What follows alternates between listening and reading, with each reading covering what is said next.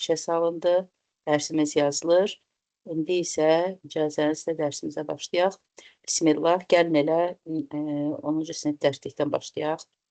İcazənizlə baxaq görək burada nə deyir. 3-cü unitdə hansı qrammatik qaydalar, hansı sözlərimiz var.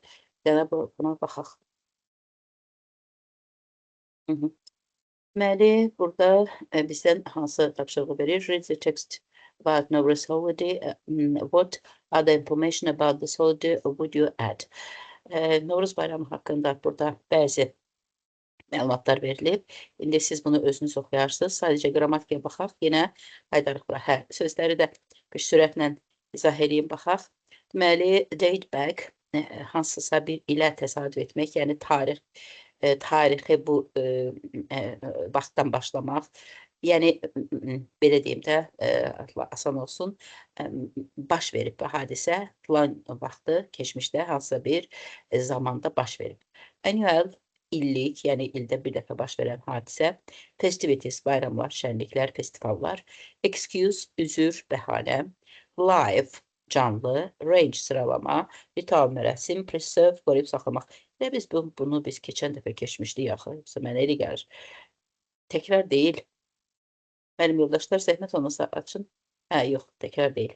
Və burada... Yəni, biz 3-cü bölmənin tapşırıqlarını da eləmişik.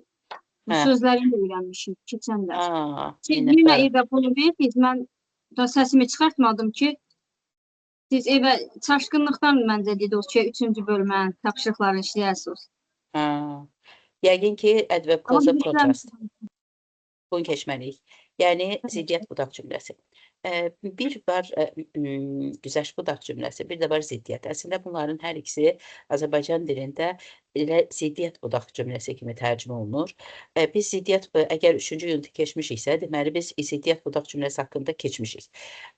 Ziddiyyət yox, güzəşt. Və ziddiyyət nədir? Ziddiyyət, məsələn, güzəşt budaq cümləsində nəticə, gözlənilməz, təəccüblü idisə, artıq ziddiyyət budaq cümləsindəki nəticə, yəni baş cümlədəki hərəkət, ziddiyyət daha iti, daha kəskin, daha gözə batıcı olur. Və burada artıq ziddiyyət budaq cümləsində digər budaq cümlələrə nisbətən fərqli bir qayda var. Bu da ondan ibarətdir ki, ziddiyyət budaq cümləsində və bəzən də güzəşt budaq cümləsində bağlacıdan əvvəl vergül gələ bilər. Məsələn, biz bu vaxta qədər demişdik ki, ancaq tabesizlik bağlacılarından əvvəl vergül qoyulmalıdır. Ənd bağlacısı da bir qədər fərqlidir, bəzən ola bilir, bəzən yox. Amma dedik ki, bütün tabelik bağlacılarından əvvəl vergül qoyula bilməz. Bağlacıdan sonra isə ümumiyyətlə vergül qoyula bilməz. Bu ancaq bağlacı zərflərə aiddir ki, bağlacı zərfləri də elə bağlacılardan fərqləndirən əsas əlamət bağlacılardan sonra heç vaxt vergül qoyulmur, amma bağlayıcı zərflərdən sonra adətən vergül qoyulur. İki cümlənin arasında böyük hərflə yazılır və yaxud da nöqtəli vergüldən sonra yazılır. Əsasən cümlənin əvvəlində gəlir və vergüllə ayrılır. Deməli, bu ziddiyyət bildirən bağlayıcılarda bu günlərim tanış olacaq. Bunlar hansılardır? Whereas, while və bir də whilst var ki, bu dərslikdə vermir. Bunların hər üçü ziddiyyət budaq cümləsini baş cümləyə bağlayan bağlayıcılardır və adətən özlərindən əvvəl vergül gəlir. Yenə də bu dərsə qayıdarıq və bu tapşırıqları bir yerdə eləyərik. İcazənizlə mən biraz deməli, mübtədə haqqında danışım. Mübtədə cümlədə mövqeyi hardadır, harda yerləşir. Mübtədəni necə təyin edirik? Mübtədə hansı nitq hissələri ilə ifadə oluna bilər?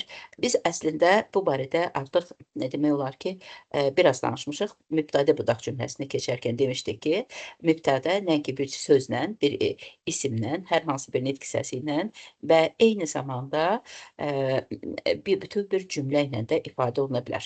Və buna demişdik mübtəda budaq cümləsi. Və bir cümlənin, bir nəqli cümlənin bir dənə mübtədəsi olduğu üçün demişdik ki, mübtədə budaq cümləsində bir cümlə bir mübtədənin yerində olur. Ona görə də adətən mübtədə budaq cümləsində xəbər tək olur. İndi isə biz təkcə mübtəda budaq cümləsi haqqında yox, ümumiyyətlə hansı nitq cümlədə mübtəda ola bilər, mübtədənin yeri nəqli cümlədə hardadır, bu barədə danışacağıq. Adətən biz swapped belə bir qayda bilirik ki, nəqli cümlədə söz sırası belədir. Subject, verb, object, place, time. Yəni swapped belə bir düsturumuz var.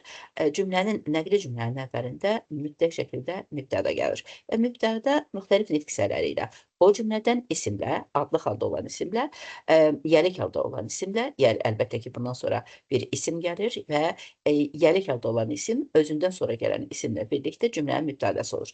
İndi bu nə deməkdir? Gəlin baxaq. Baxın, belə bir cümlə var. Deyir ki, Tom works at a large factory. Burada kim? Bizim cümləmizin mübtədəsidir. Tom nə edir? Böyük bir fabrikdə işləyir. Deməli, mübtədə burada nə ilə ifadə olunubdur? Bir dənə adlı halda olan isimlə. Və burada bir şey də diqqətinizə cəlb eləmək istəyirəm icazənizlə. Bu da ondan ibarətdir ki, Tom üçüncü şəxsin təkidir və ona görə də xəbərlə görün necə uzlaşıb. Əgər bizim cümləmizin mübtədası indiki qeyri-müəyyən zamanda üçüncü şəxsin təkidirsə, onda xəbərimiz də tək olmalıdır. Xəbərin tək olması feilin sonunda S şəkilçisinin olmasıdır. Deməli, buna da mübtəda xəbər uzlaşması deyilir. Bu adətən indiki qeyri-müəyyən və indiki bitmiş zamanlarda olur. Digər zamanlarda isə belə bir uzlaşma problemi yoxdur.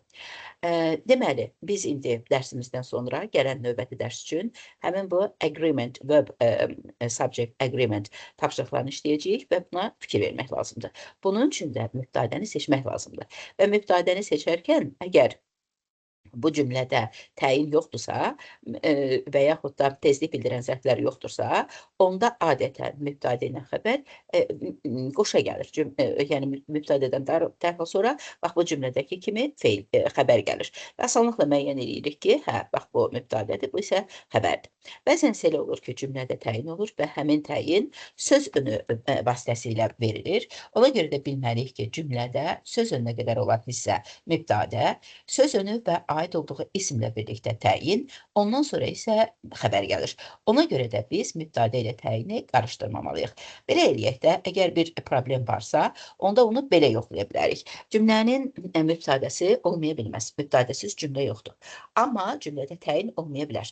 Əgər siz of və onun aid olduğu ismi cümlədən kənar edəndən sonra cümlədə heç bir qrammatik dəyişiklik olmursa, onda deməli bizim mübtədəmizə asanlıqla təyin edirik ki, həqiqətən də söz önünə qədər olan hissə mübtəda, söz önü və aid olduğu isim təyin, sonra isə xəbər gəlir. Yəni demək məqsədim nədir?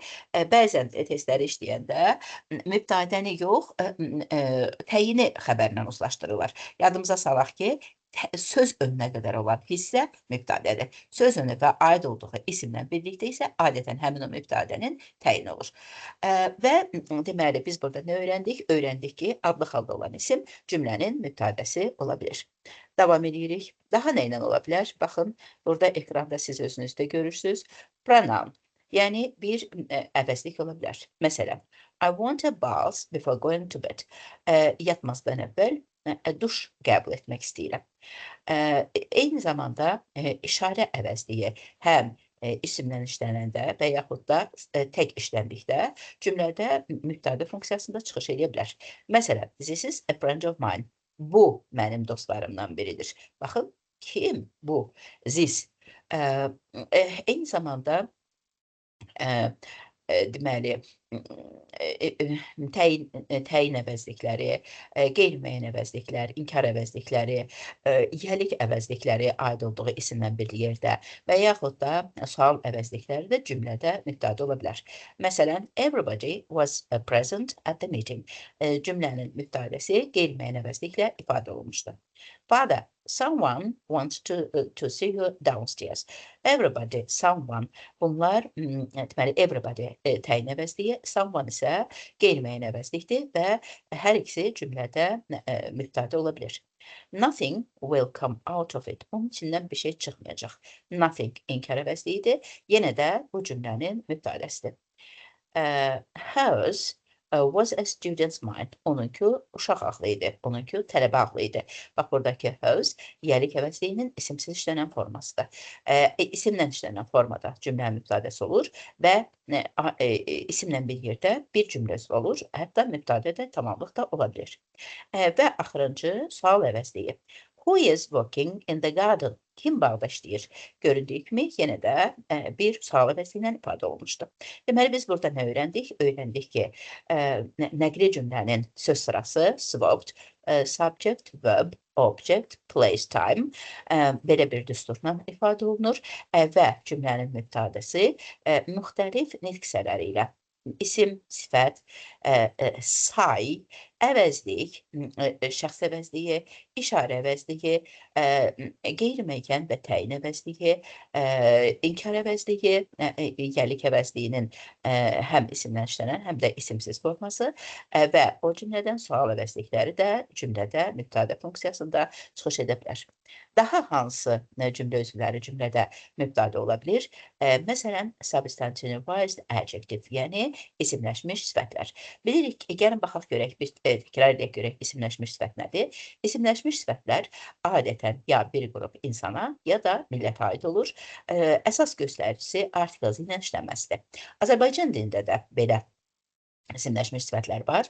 İsimləşmiş sifətlər əgər cəm şəkilçisi qəbul edirsə Azərbaycan dilində, onda mübtədə olur. Və İngilis dilində isə bunun əsas göstəricisi artikel ilə işlənməsidir. İsimləşmiş sifətlər cəmlənmir. Cəmlənmədən cəm bildirir, özündən sonra isim qəbul etmir və xəbər həmişə cəm olur. İsimləşmiş sifətləri yəlik alır, ancaq of sözü ilə düzəlir. İndi bir example-a baxaq. The rich were my enemies. Varlılar mənim düşmənlərimdir. Baxın, the rich isimləşmiş sifətdir. Kim? Varlılar. Cəm şəkilçisi yoxdur, amma cəmlik bildirir. Özündən sonra isim yoxdur. Birbaşa xəbər gəlib və bu xəbər cəmdədir. Digərinə baxaq. The unemployed organized a large demonstration some days ago. İşsizlər bir neçə gün əvvəl böyük bir nümayiş təşkil etmişdilər. Kim? İşsizlər. Bunların hər ikisi həm the rich, həm də unemployed isimləşmiş sifətdir və cümlədə mübtədə funksiyasında çıxış edir. Davam edirik, zəhmət olmasa. Numeral, cardinal, ordinal. Həm miqdar, həm də sıra sayları isimləşərək cümlədə mübtədə ola bilir. 50 cannot be divided by 7. 50 7-yə bölünə bilmir. Nə? 50 cümlənin mübtədə funksiyasındadır. Nitq hissəsi kimi saydır. The first was my brother. İkinci mənim qardaşım idi. Kim? The first. Sıra saydı. Bilirik ki, sıra sayları article ilə işlənir. Burada isə isimləşib və cümlədə mübtədə funksiyasındadır. Eyni zamanda cümlədə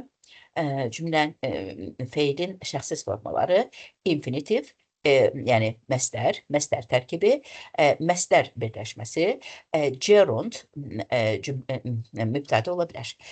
Biz orta məktəbdə 8-ci sinifdə bu deməli feilin şəxsiz formalarını keçirik. Feilin şəxsiz formaları isimləşmiş feil deməkdir. Nətər ki, substantivized adjectives deyəndə isimləşmiş bir sifətdən söhbət gedirsə, feilin şəxsiz formaları burada 3 dənədir. Deməli, məstərdir, gerunddur və feil sifətdir. Bunlardan ikisi məstərlə gerund isimləşmiş feildir. Feil sifət isə elə adından göründüyü kimi sifətləşmiş feildir. Ona görə də bunlar da isimləşdiyinə görə ismin funksiyalarını yerinə yetirə bilir. Yəni cümlədə həm mübtəda, həm də tamamlıq funksiyasında çıxış edə bilir.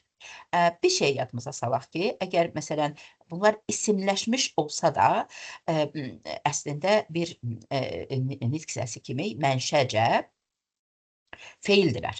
Ona görə də baxmayaraq ki, isimləşib, həm də feilin xüsusiyyətlərini də daşıyır. Məsələn, biz əgər cümlədə isimdən istifadə ediriksə, bu isim heç vaxt mübtədə funksiyasında olanda özündən sonra nə tamamlıq qəbul eləmir, nə də zərflə təyin olunmur. Çünki isim nə cümlədə əgər mübtədədirsə tamamlıq qəbul etmir, nə də isim heç vaxt zərflə təyin oluna bilmir.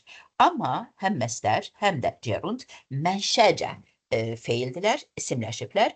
Ona görə də özlərindən sonra həm tamamlıq gələ bilir, həm də zərflə təyin ola bilirlər. Məsələn, indi gəlin biz bir neçə misala baxaq və bu dediklərimin nə olduğunu bir də sadə şəkildə izah etməyə çalışacağım. Baxın, birinci cümlədə deyir ki, to see is to believe. Görmək inanmaqdır. Nə görmək? To see bir məstərdir, sadə məstərdir, tərkibi yoxdur və cümlənin mübtədəsi funksiyasındadır. İkinci, üçüncü misallarda isə məstər tərkibidir. To be a rich man is not always happiness. Varlı insan olmaq, nə olmaq? Varlı insan.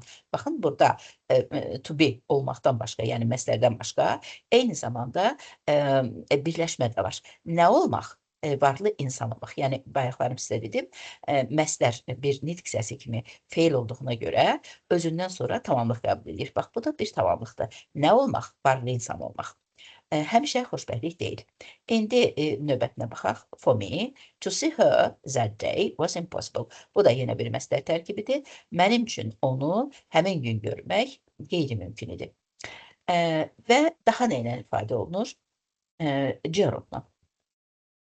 Gerundlar haqqında, əlbəttə ki, feilin şəxsiz formaları haqqında biz xüsusi dərsimiz olacaq geniş, amma yenə də burada yenə qeyd etməliyik ki, gerund isimləşmiş bir feildir və sonundakı ayıncı şəkilçisinə görə həm ismi feillər var. İsmi feil nə deməkdir? Bax, burada biraz çaşqınlıq ola bilər. Xahiş edirəm, diqqətli olun. Əgər gerund və yaxud da feili sifət bir feildir, sonra isimləşib və yaxud da sifətləşibsə, artıq ismi feil heç bir feil xüsusiyyətləri yoxdur. Sadəcə olaraq feildən düzəlir. Məsələn, build. Build nədir? Tikmək bir feildir. Əgər onun sonuna biz isim düzəldən şəkilçisi qoysaq, building bir isimdir. Və bu building ismi digər düzəltmə isimlər kimi bütün ismi xüsusiyyətlərini daşıyır. Həm cəmlənə bilir, həm artikeldən işlənə bilir, həm özündən sonra isim gələ bilir, başqa bir isim gələ bilir. Həm yəlik halı apostrof yox, cansız olduğuna görə ofla düzəlir. Deməli, yəni gerund və feil sifət bir dəqiqə gözü istəyirəm.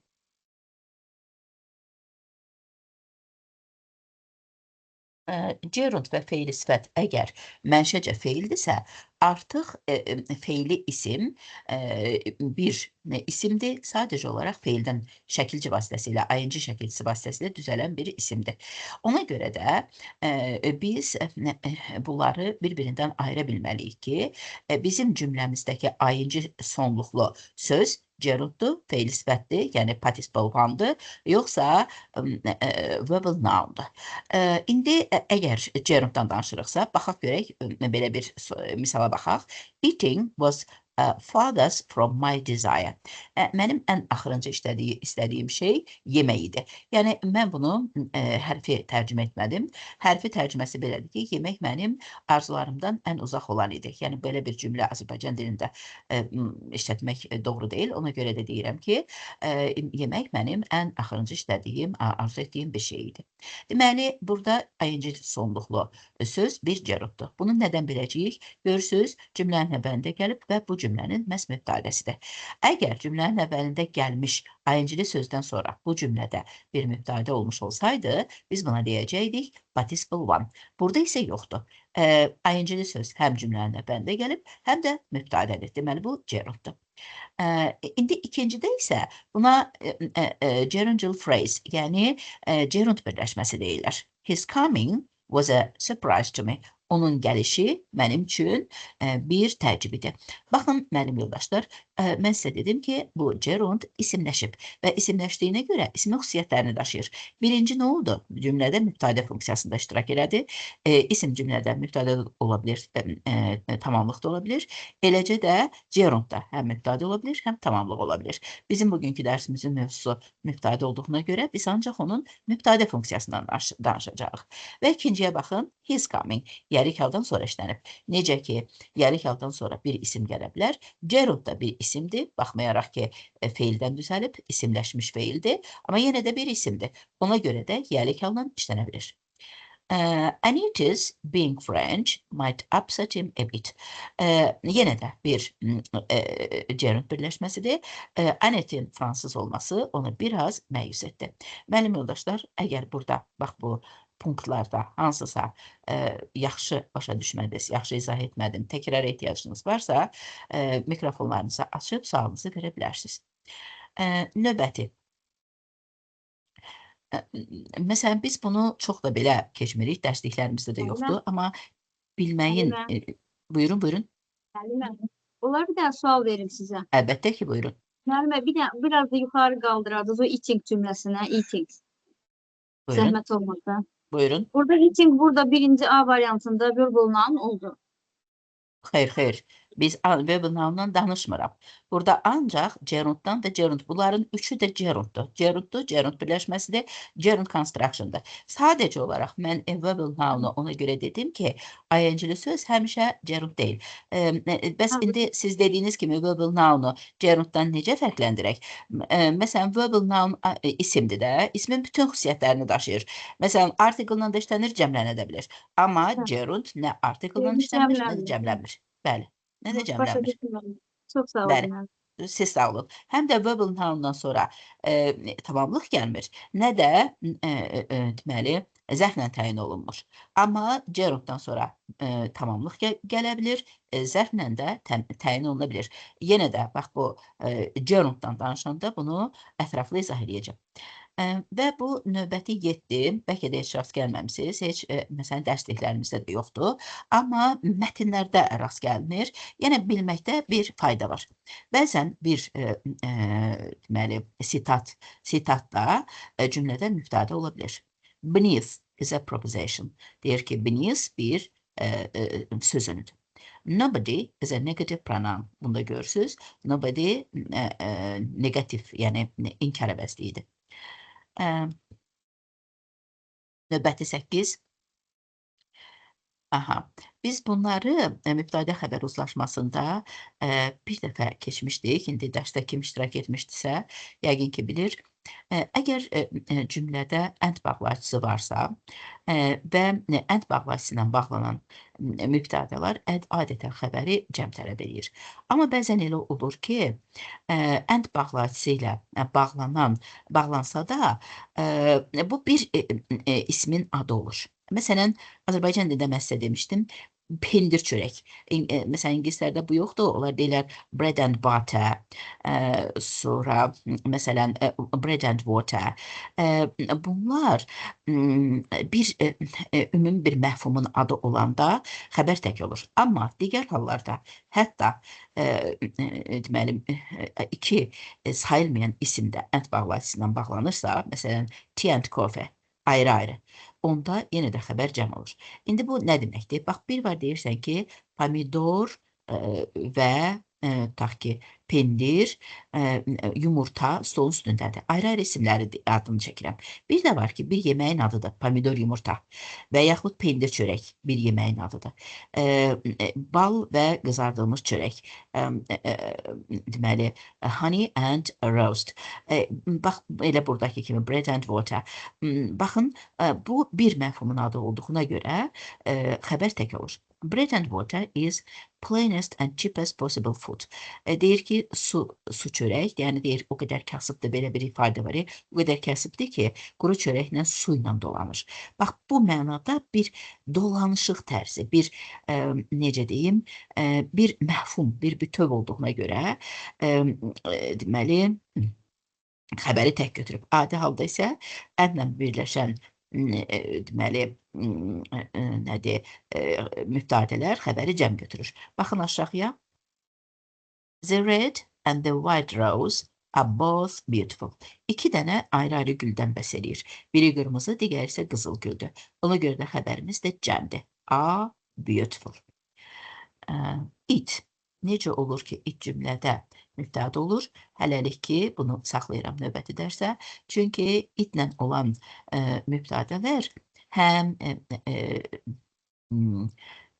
şəxssiz cümlələrdə işlənir. Həm də şəxsli cümlə ola bilir. Yəni, itlə, zeri-zera ilə başlayan cümlə tipləri xüsusi cümlə tipi olduğuna görə hələ ki burada dayandırıram və sizdən xahiş edirəm, bax bu testləri mübtədə və xəbər uzlaşmasından bir 50 dənə yazarsınız. Xahiş edirəm, qeyd edin gələn dərsimiz üçün.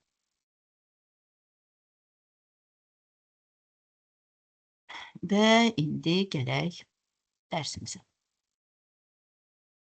Mənim yoldaşlar, burada bizim yaxşı tapşırıqlarımız var ziddiyyət budaq cümləsinə aid və deməli, həm ziddiyyət budaq cümləsinə aid tapşırıqlarımız var, həm də mətnlərimiz var. İndi bir neçəsini mən edeyim, sonra siz eləyərsiniz. Məsələn, 5-ci tapşırığa baxaq. Complete the sentences according to the information from the email and the recording. Nurdan is from Azerbaijan. Baxın, burada görürsünüz Bearis var. Yəni, Bearis əslində o, zo, bat kimi, amma buna baxmayaraq, yəni ziddiyyət bildirir də, yəni bir cümlə digər cümləyə ziddir. Sadəcə olaraq burada elə bir cümlə qurmalıyıq ki, bunlar hamısı da yaradıcıdır. Ona görə yaxşı olaraq elə 5-in də altını da saxlayaq biz ev tapşırığı kimi özünüz burada cümlə düzəldərsiniz. Elə bir səbəb deməlisiniz ki, ziddiyyətli bir cümlə deməlisiniz ki, çox ziddiyyətli olsun, kəskin olsun, gözə batan olsun. Yəni burada sizə nə demək istəyirəm? Görürsünüz, whereas, bir də while, bir də whilst var. Verməyib bu dərslikdə, amma ikisini veribdir.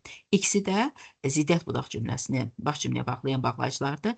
Mən əminəm ki, mətnlərin içində olacaq. Çünki qrammatikada verməsə də görürsən ki, mətnlərin içində bu bağlayıcıların hamısının adı çəkilir. Ona görə də elə əvvəldən hamısını öyrənmək lazımdır. Və görürsünüz, hər ikisindən sonra vergül var. Deməli, ziddiyyət bildirən bağlayıcılardan əvvəl tabesiz bağlayıcılarında olduğu kimi həmişə vergül qoyulur. Amma o zaman vergül qoyulur ki, yəni ikinci tərəfdə gəlsin də. Onsuz da birinci tərəfdə gələndə həmişə biz budaq cümlədən sonra vergül qoymuşuq. Amma bu cür cümlələrdə hətta deməli bağlayıcıdan əvvəldə, yəni ortada gəlsə də vergül qoyulmalıdır. Eynən tabesiz bağlayıcılarda olduğu kimi. Xahiş edirəm, bunu da ev tapşırığı kimi götürün, 5-ə 6-nı.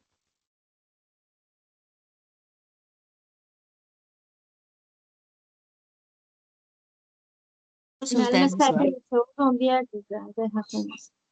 Səhvəndəyim. Səhvə 51. 51, 4-5. Aha, buyurun. Baxaq ikinci tapşırığa. Burada extinct baxaq görək hansı uyğun gələ bilir. Deməli, qoyuq birsə baxaq. Endangered.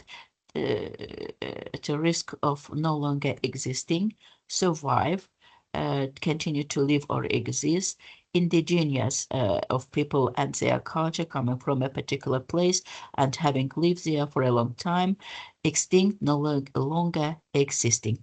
Asan idi, bilirəm ki, bilirsiniz, ona görə bunun üzərində dayanmaq istəmədim.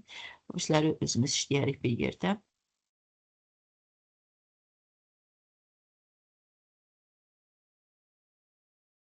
Tapşırıqlarımız yox idi. Hə, yaxşı. Buna yiyik. Deməli, comparison paragraf. Paragraflar haqqında mən hər dəfə təkrar eləmək sevirəm. Çünki ola bilər ki, hansısa dərsdə olmamısınız və yaxud da daha yaxşı sizə izah lazımdır.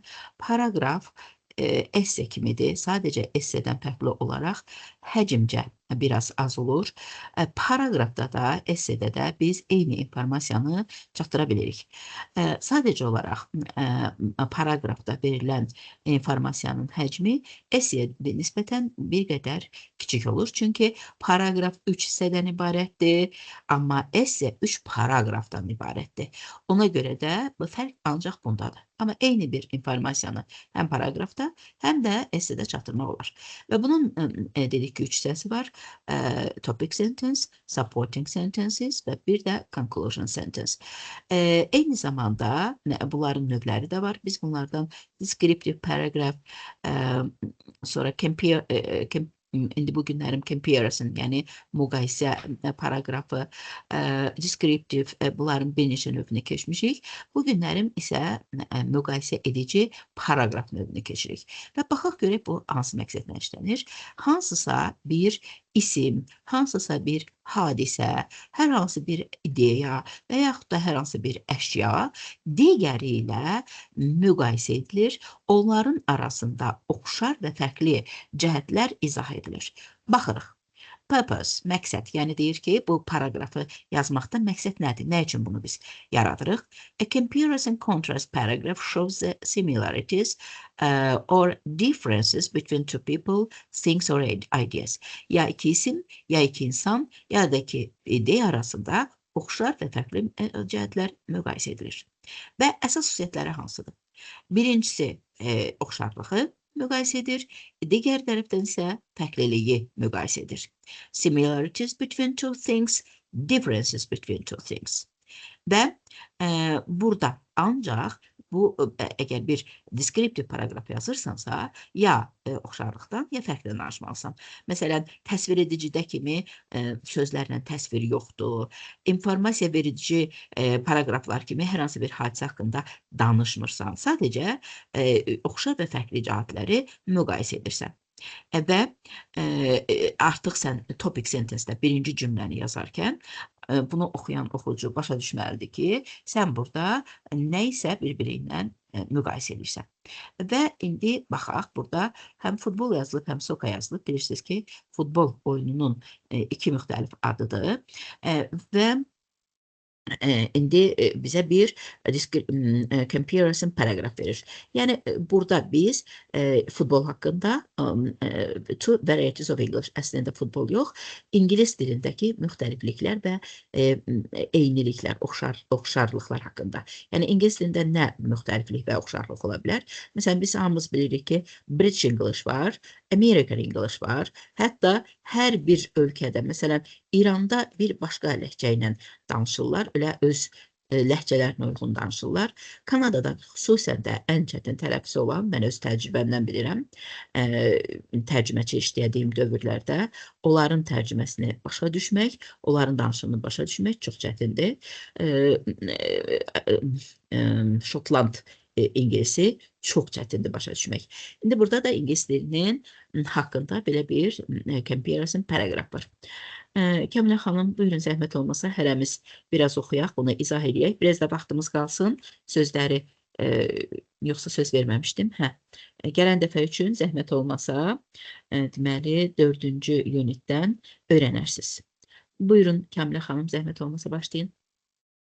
Although US English and British English are mutually understandable language, there are quite a few Languages, müəllimə xahiş edirəm, tələsməyin, diqqətli olun. Languages, there are quite a few differences. Baxmayaraq ki, Amerikan İngilisi və Britaniya İngilisi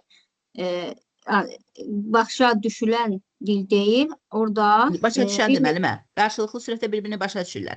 Türklə Azərbaycan dili kimi, hələ ondan da yaxın. Onlar iki fərqli ləhcədir, türklərlə Azərbaycan dili. Amma bunlar eyni dilin müxtəlif dialektləridir də. Yəni, Azərbaycanın dialektləri yoxdurmu? Məsələn, Qazax, Qarabağ dialekti. Belə bir dialektlər fərqi var. Buyurun. Başa düşülən dil olmasına baxmayaraq bir neçə fərqlilik var. Bəli, çox üzr istəyirəm, müəllimə, çox üzr istəyirəm. Siz bax bu cümlənin, oxuduğunuz cümlənin xəbərini zəhmət olmasa göstərin. Zero, müəllimə, burada zero.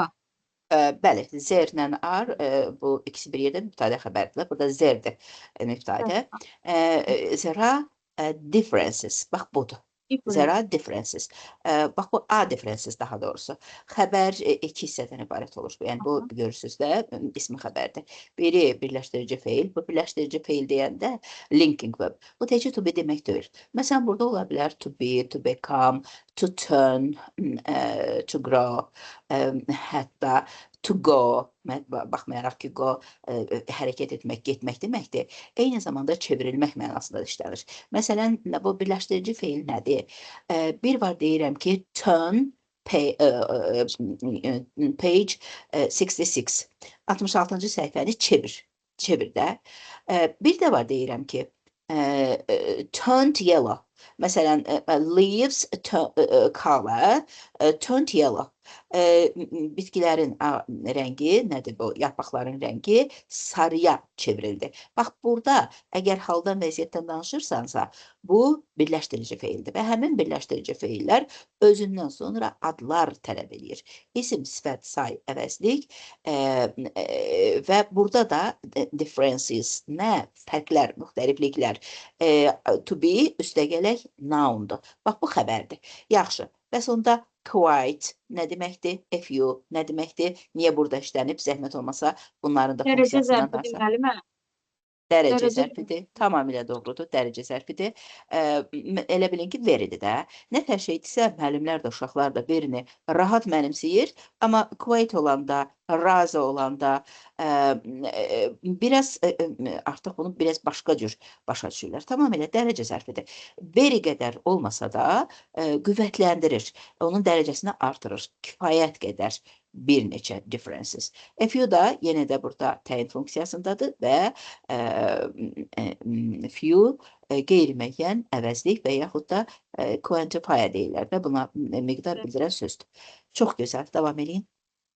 Kəmilə xanım, kəş ki institut təhsiliniz olsun. Oxuya bilərsinizsə, mütləq oxuyun. Çünki baxmayaraq ki, çox savadlısınız. Hətta elə institut qutaranlar var ki, sizin qədər bilmir, amma həmişə haqqınız tapdanacaq. Başvuru eləmişəm müəllimə, gərək işimi dayandırmaq, o da imkan yoxdur. 4 il daha, özdə 4 il, az vaxta 4 il. Buyurun, inşallah ki, nə vaxtsa eləyərsiniz mənimə. Gəncsiniz, bütün gələcəyiniz qabaqdadır. Kəş ki, gedə bilərdiniz. Buyurun. One difference is spelling. Bir fərq tələffüzdədir. Yox, yazıdır bu, müəllimə, yazıdır. Yazısındadır. Some words are spelled one way in the United States, but spelled another way in Great Britain. Bəzi sözlər eyni cür yazılır, ancaq United States'də eyni cür yazılır, ancaq Böyük Britaniyada başqa tələffüz olur. Birləşmiş Ştatlarda bir cür yazılır, Böyük Britaniya ingilisində isə, British ingilisində isə başqa cür yazılır. Minnətdaram müəllimə, minnətdaram. Rəna xanım, siz davam edin lütfən. Axşamınız xeyir olsun. Necəsiz müəllimə? Buyurun. Sağ olun, yaxşı olasınız. Harada qaldı? One difference in spelling, onu deyildi, müəllimə deyim. A person. Bəli. Some words are spelled one way in United States, but spelled another way. Biraz diqqətli olun, xahiş edirəm. A person. Bir də, a person goes to a British theater, but to a US theater in US. School students theorize, analyze, and socialize, whereas British students theorize, analyze, and socialize. Elədim. Deməli, burada deyir ki, belə deyək də, qoy bir dənə toparlayayım, uzun cümlədir. Deməli, Böyük Britaniyada, bir şəxs Britaniya, bir dəqiqə. Elmə, bu məcazi mənada deyək adası. Deyir, bir adam teatra gedir, amma Amerikada teatra gedir. Fərqi yoxdur da. Yəni, deyir ki, o teatr sözü Britaniyada belə yazılır. Yəni, A sonra I. Amma məsələn, Amerika Birləşmiş Ştatlarında başqa cür yazılır. I-A yazılır. Bəli, yəni bir şəxs Britaniya teatrına gedir, amma ABŞ teatrına gedir. ABŞ məktəblərində tələbələr nəzəriyyə qurur, təhlil edir və ünsiyyət qururlar. Britaniya tələbələri isə nəzəriyyə qurur, təhlil edir və ünsiyyət qururlar. Elə deyilmi? Eyni sözlərdir. Eyni sözlərdir. Yəni sadəcə demək istəyir ki, nəzəriləşdirmə, analiz etmə və sosiallaşdırma sözləri, əgər British Ingles'da bax, US schools, students, yəni tələbələr belə yazırsa, Britaniya tələbələri də bax, eyni sözdür. Sadəcə burada Z hərfi ilə verib. Britaniyalarda S hərfi ilə. Analyze, bunlarda, yəni Amerikada Z hərfi ilə yazılır. Bizdə isə, yəni bizdə deyəndə biz bunu öyrənmişik də, bizim öyrəndiyimiz British English'dır. Burada isə, məsələn, S ilə verir. Fikir verin, socialize Z ilə verib, amma burada S ilə. Bunu deyir. Yəni deyir ki, yazıda fərqlər var. Eyni sözlər müxtəlif cür yazılır. Bu fərqləri göstərir. Axı bu müqayisədir. Amerikanların, bəli, müqayisədir bunların arasında. A second area of difference is vocabulary. Digəri isə deyir, bu lüğətdə olan fərqlilikdir. For example, the word college names two very different types of schools in the United States and Great Britain. A university level in the United States and pre-university level in Great Britain. Orada deyir ki, məsəl üçün deyir, eşidirsiniz müəllimə? Əlbəttə ki. Üzr Bunların istəyirəm. məna fərqi Yox, səs kəsildi, fərqlidir elə də. bildim ki, ona görədir. Deməli, deyir, məsələn, deyir, college sözü ABŞ və Böyük Britaniyada iki çox fərqli məktəb növünü ifadə edir. ABŞ-da isə universitet səviyyəsi və Böyük Britaniya universitetlərində isə digər başqa cür fərqlilik var Baxın, orada. müəllimə, yəni deyir ki, Səviyyə iki dənə fərqlidir. ayrı-ayrı məktəb sözünü, məktəbi ifadə edir bu söz. Əgər College sözü. Birləşmiş Millətlər Təşkilatında bu bir universitet səviyyəsidirsə, Birləşmiş Ştatlarda. Məsələn, kollec qutarıb deyəndə elə bil deyirlər ki, Birləşmiş Amerikada. Yəni bu adam universitet qutarıb. Amma bizdə də elə deyil, Böyük Britaniyada da elə deyir. Baxın, pre-university level, yəni məktəb səviyyəsidir. Pre, universitetdən əvvəlki, biz də kollec deyirik də, o bir kollecdə ali təhsil deyil axı bizdə. Bunu deyir, bunu nəzərdə tutur. Bax, fikir verin, deyir ki, başa düşdünüz də, university level in United States. Anladım bunu, fərqlilik nedir onların? Bəli. Bir cümlə deyin. Bəli, bir cümlə deyin. Sonra Lamia xanım eləyər. Also, British university students live in halls on campus and in flanks of campus, but US students live in dormitories and campus and in apartments of campus. Mən bu da elə deməklər ki, onun davamı gətirir. Həmçinin Britaniya Universitetinin tələbələri də deyir, bu dormitories bu şeydir də, yataqxana. Amerikalılar yataqxana deyir. Yəni kampus deyir, on kampusda və yaxud da mənzillərini də deyir, kampus deyir. Lakin deyir, Amerika Birləşmiş Ştatlarında isə tələbələr deyir, bu yataqxanalarda yaşayan tələbələr isə kampus və apartment, mənzillər, yox, bir dəqiqə. Mənzil deyəndə, kampus, yəni düşərgədə, tələbə düşərgəsində mənzillər, bir neçə mənzillər siyasi. Bunlar da həmin o mənzil demirlər, apartment deyirlər. Onsuz da biz bunların ikisini də keçirik də, flat də bilirik, nə də apartment də bilirik ki, mənzildir. Halls on campus və yaxud da deyirlər. Amerikada isə, bəli, düşərgədə buna dormitory deyirlər. Bunu da biz keçirik. Həm orta məktəbdə keçirik, həm məktəb institutda. Çox təşəkkür edirəm müəllimə. Lamia xanım, buyurun davam edin lütfən. Finally. Lamia xanım. Eləmək istəmirsinizsə, onda Aygün xanım zəhmət olmasa. Aygün xanım. Buyurun, finally. Finally, there are many differences in pronunciations. Dərhal orada Yox, finally, bircə dəqiqə gözlə istəyirəm müəllimə. Finally-ni biz dəfələrlə demişik, zəhmət olmasa deyərdiniz. Finally nitq səsi kimi nədir burada? Cümlə var.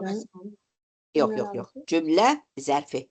Cümlənin əvvəlində gəlib vergüllə ayrılırsa, iki cümləni özündən əvvəlki cümlə ilə bu cümləni bir-biri ilə məna əlaqəsi yaradırsa, buna deyirlər cümlə zərfi və yaxud da cümlə birləşdirici zərflər. Və bunun əsas fərqi özündən sonra böyük hərflə yazılır, özündən sonra vergül gəlir. Nəhayət deməkdir. Hadisələrin hansı ardıcılıqla baş verdiyini göstərir. Bu finally Aygün xanım davam edək görək nə olur?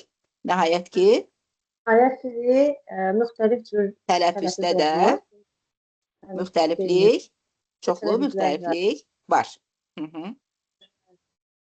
In Great Britain, the sound of in the words pass from laugh, aunt, plant and dances is like the me, father. Böyük Britaniyada Tələffüzdə fərqlər var da. Məsələn, onlar deyirlər, nə deyirlər? Pass, laugh. Biz belə deyirik də, pass, laugh. Onlar isə bunu biraz fərqli. Məsələn, father, r səslərini necə deyim, vurğuluyurlar. Onlarda əsas odur da hiss olunan ki, a səslərini, a hərfini, r səslərini vurğuluyurlar. Father, mother, nə bilim, başqa cürdür də, yəni tələffüzdə də fərqlər var. Davam edin lütfən. In contrast, in the United States, the sound in the words is like the A in cat. Deməli, burada kontrast əlavədir də. Yox. Kontrast zid deməkdir. Zid olaraq. Müqayisəli olaraq belə deyə bilərsiniz. Məsələn, deyir, ey hərfini Biz cat sözündə E hərfini necə oxuyuruq? Ə kimi oxuyuruq da. Doğrudur. Bəli, Deyir ki, bəli. Birləşmiş Ştatlarında E hərfini Ə kimi oxuyurlar. Davam edin. All in all, so there are differences between the English spoken in the United States and the English spoken in Great Britain. They understand each other most of the time. Hı hı. All in all, bütün hamısı Bəli, deməkdir. bəli. Bütövlükdə. Bütövlükdə baxmayaraq ki, müxtəlif ingilislərin arasında Birləşmiş İngilis, Ştatlarla British English'la Amerikan English arasında fərqlər var. Amma onlar demək olar ki, əksər hallarda Amma bir-birini yaxşı başa düşürlər. Eyni Yaxşı anda başa yaxşı. düşürlər. Bəli, bəli, başa düşürlər. Amma fərqlər var da. Hı. Hı hı. İndi gəlin bunların başlayaq izah eləməyə. Lamia xanım, siz qoşulmaq istəmirsiniz? Kəmilə xanım, zəhmət olmasa. Lamia xanım açdı. Salam, salam. Lamia xanım, gəlin bu suallara cavablandıraq. Birinci sual oxuyun lütfən. What's the topic of the paragraph? Paragrafın mövzusu nədir? Hı -hı. Nədən danışdı? Paragrafda the world of language. Dəqiqə. Bax müəllimə. Elə bil ki, görürsünüz, bax bu xəbərdir də is. Görürsünüz, topikdən, xəbər mübtədədən əvvələ keçib. İndi siz bunu cavablandıranda sual əvəzliyinə atın və xəbərlə mübtədənin yerini dəyişin, nəqli cümlədəki kimi. The topic of the paragraph is. Sonra deyən. Bəli, bax yenə deyirəm. Bir də gözü istəyirəm Lamia xanım, xahiş edirəm yadınızda saxlayın. Əgər siz xüsusi sual cümlələrini cavablandırmaq istəyirsinizsə, sual əvəzliyini atın, mübtədə ilə xəbərin yerini dəyişin. Cümləniz belə başlayacaq. The topic of the paragraph is. Və indi baxaq görək nə idi? Mən də bunu indirirəm aşağı. Varieties of English. Bəli. Baxın. Kəmilə xanım, çox üzr istəyirəm. Lamia xanım bir dəfəlik başa düşsə, artıq çətinlik çəkməyəcək.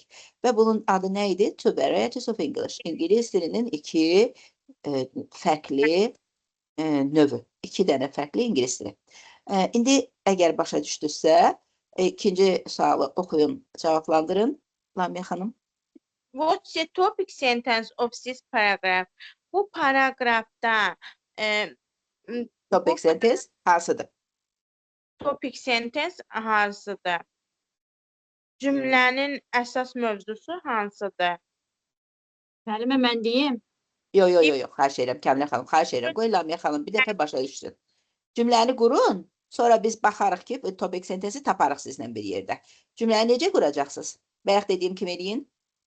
Topic sentence of this paragraph is. Ay, sağ ol. İndi gəlirik yuxarı və Lamia xanım, tələsməyin. Baxın, indi bax burada biz topic sentence'dən danışmışdıq. Demişdik ki, topic sentence paragrafın adətən birinci cümləsi olur. Deməli, bax bu birinci cümlə topic sentence'dir. Topic sentence nədir? Giriş. Yəni bu cümləni oxuyanda artıq mən başa düşəcəm ki, burada söhbət nədən gedəcək? Zəhmət olmasa oxuyaq. Although US English and British English are mutually understandable language, there are quite a few differences. Baxmayaraq ki, Amerika ingilisində, Britaniya ingilisində dillərdə fərqlilik qarşılıqlı başa düşüləndi, amma tamamilə fərqlidir. Kifayət qədər çoxlu fərqlər də var. Quite a few. Bəli, müəllimə, bir şey də deyim. Bilirsiniz ki, a few bir neçə deməkdir, doğrudur.